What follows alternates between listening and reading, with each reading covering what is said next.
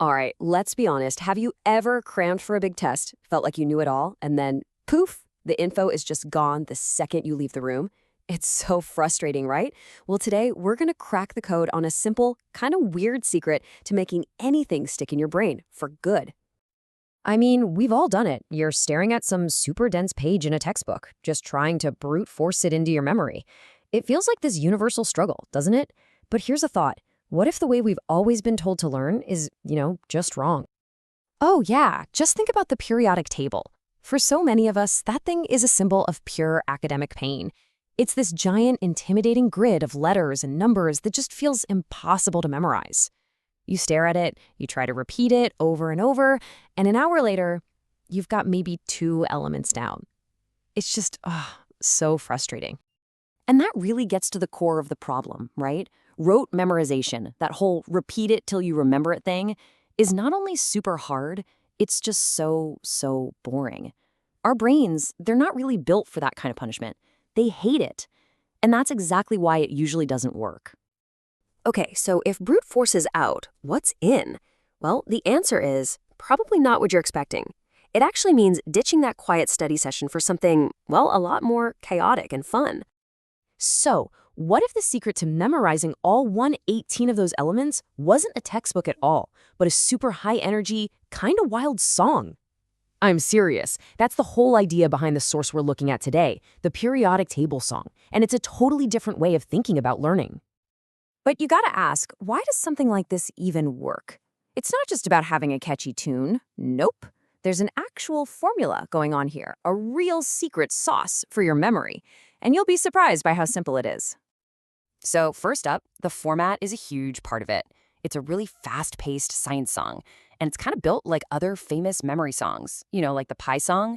That speed, that energy, it grabs your attention right away. It wakes your brain up in a way that just staring at a boring page never could. And this really shows you the difference. Old school studying, it's all about repetition, it's slow, and let's face it, most of it goes in one ear and out the other. But the songs method, it completely flips that. It's energetic, it's weird, it's absurd, and because of that, it becomes unforgettable. It's basically hijacking your brain's love for anything new and strange. Now you're probably thinking, okay, so it's the rhymes, it's the music, and yeah, that stuff helps for sure. But that's not the real secret ingredient here. There's something much deeper, a little psychological trick that makes this all click. And here it is. This is the key. The whole point is to make the rhymes and connections so absurd that they just get stuck in your brain. I mean, think about it. Our brains are basically wired to look for patterns. So when something comes along that's totally bizarre and breaks the pattern, our brain goes, whoa, what was that? And flags it as important. Absurdity is like the ultimate superglue for your memory. So that's the formula right there. It's a simple three-step knockout punch. 1, high energy to wake your brain up.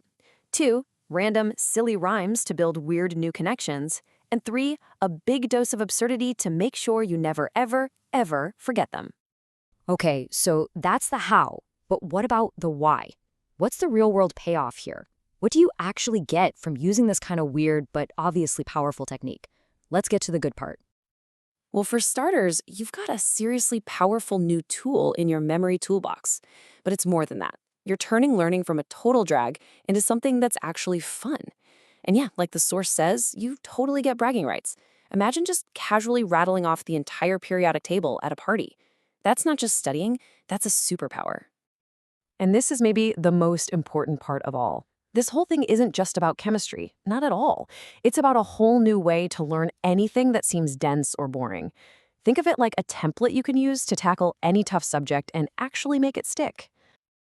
So I'll leave you with this to think about. What other boring subject could you completely master just by using this trick? Things like historical dates, tricky legal terms, even lines of computer code. What could you learn if you made it more energetic, more rhythmic, and way more absurd? The possibilities really are endless.